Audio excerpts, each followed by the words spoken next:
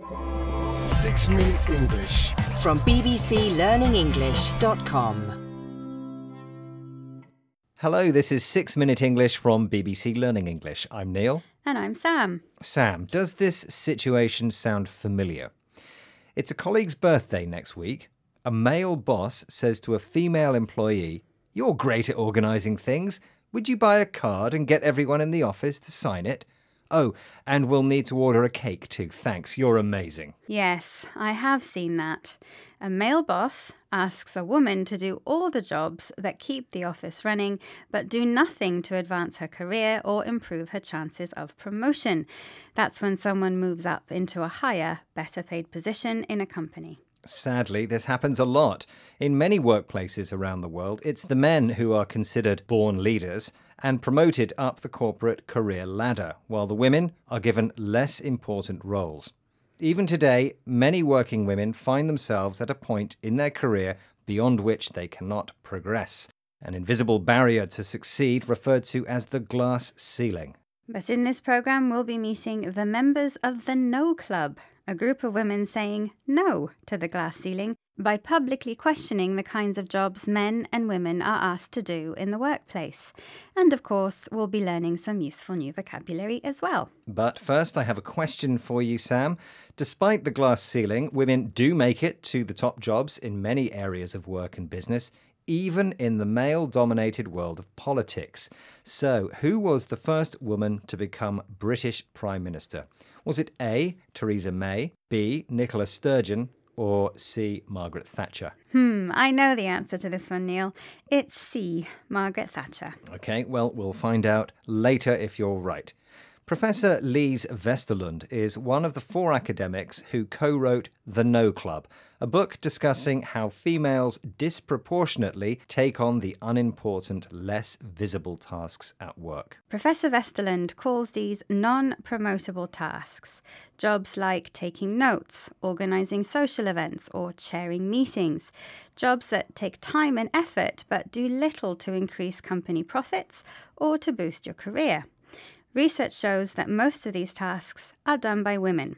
Here's Lise Vesterlund explaining more to BBC World Service programme Business Daily. We've been noticing gender differences in wages, in advancement, in negotiation.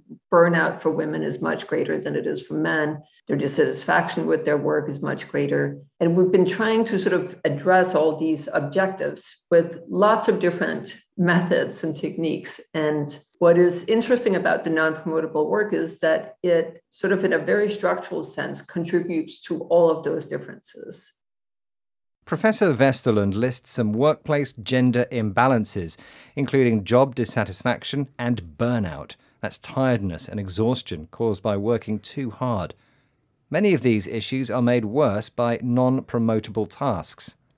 Natalie Quayle agrees. Natalie started her successful dental cosmetics company, Smile Time, after winning a business competition on the TV show Dragon's Den. Here she tells BBC World Service's Business Daily about her experience of being asked to take on non-promotable tasks in her work as a trainee solicitor. As a trainee solicitor, pretty much every task that you take on is a non-promotable task. Note-taking is one of them in meetings where you're kind of told like you can't really speak or say anything. I was tasked with being the team party organizer, so that was my role. It does definitely occur that the women in the team, the level of multitasking they're doing is just far outstrips the men in a lot of cases. For example, a lot of women in the team would also be juggling having kids at home, being a working mum. Natalie found herself doing non-promotable tasks. She thinks many women in the workplace are expected to be good at multitasking, doing more than one thing at the same time.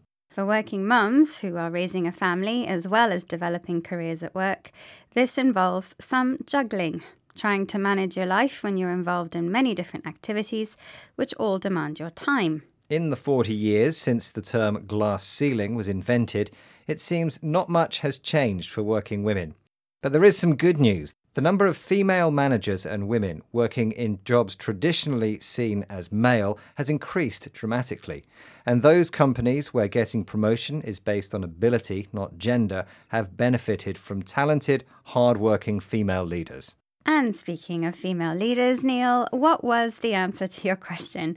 You asked me who was the first female British Prime Minister, and I said Margaret Thatcher. Was I right? You were right. Mrs. Thatcher, nicknamed the Iron Lady, became Prime Minister in May 1979, the first woman to break the political glass ceiling in the UK, an invisible barrier to advancing in your career.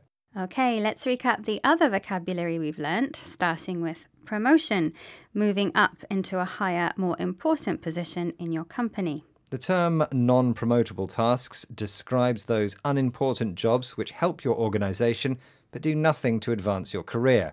They are often given to women. If you have burnout, you're exhausted from working too hard. Multitasking is the ability to do several things at the same time. And finally, juggling involves managing many different activities which all demand your time. We've managed our time pretty well so far, but now our 6 minutes are up. Bye for now. Bye. 6 Minute English from the BBC.